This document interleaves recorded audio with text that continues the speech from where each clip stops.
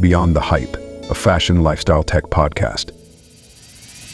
Presented by Stephanie Williams and Greg Lewis. All right, so, we're always talking about, Disney, right? Mm-hmm. Like you're always asking for more Disney deep dives. Always. So, strap in because, get this, Disney and Epic Games, they're teaming up Oh, wow. to create a persistent universe. And it's going to feature, like, all the iconic Disney characters, right? Okay.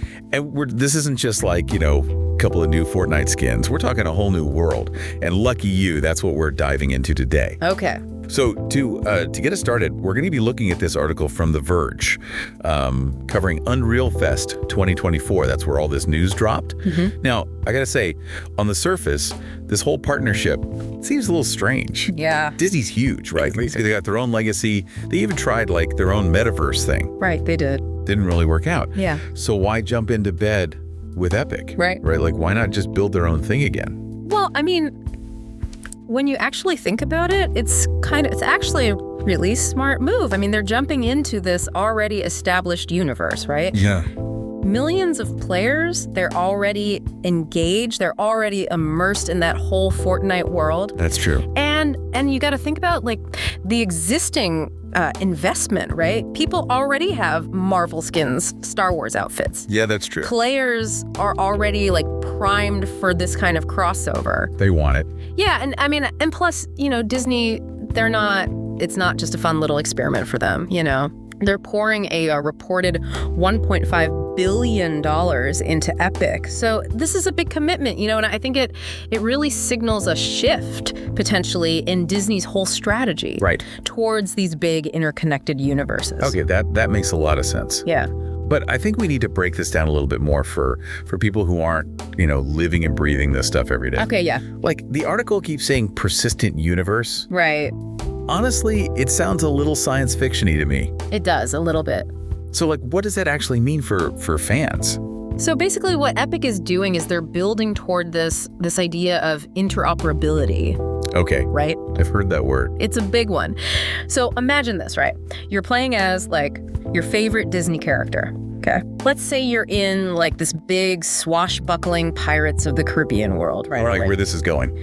You're completing quests, you're earning currency, you're leveling up your character, and then you decide, okay, I'm done with this. I want to go play some Fortnite. Right.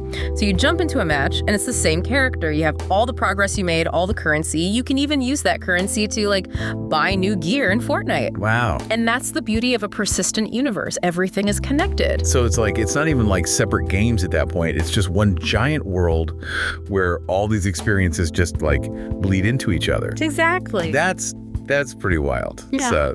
It's exciting, a little scary, Yeah. but mostly exciting. But it does make me wonder about something. Disney, they're known for being family friendly. Right. How's that going to work with Epic, which is, a little more action-packed, shall we say? Right. I mean, we already see like Captain Hook running around with a rifle in Fortnite, which is a little jarring. It's a little different. Yeah. So how's that going to work long term? Yeah, I mean, that's a good point. And it's something a lot of people are wondering about. Sure. And the Verge article, actually, they quote Epic's EVP, Sachs's person, and he's really emphasizing that Disney wants authentic representation of all their different franchises. Okay. So this could mean like a range of experiences, right? Okay, got it. Things tailored to different age groups. Okay. So you might have a Pirates of the Caribbean world, which is a little more, mature. Right. And then you have a Pixar experience, which is obviously, geared toward kids. Right. So instead of trying to force all these different franchises into the same box, they're thinking about creating unique experiences. Exactly. That really stay true to the source material. Yeah. That's actually really reassuring. Yeah. Because, I think some people, myself included, were a little worried that their favorite characters were going to be, turned into something they're not. Right.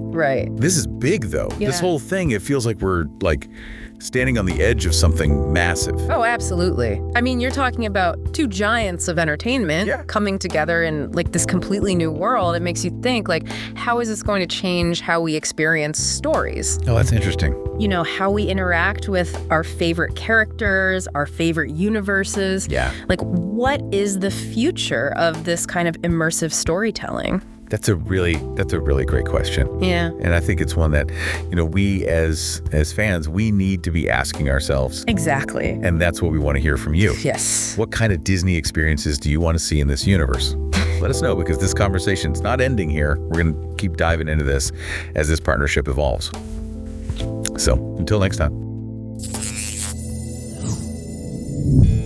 Beyond the Hype, a fashion lifestyle tech podcast.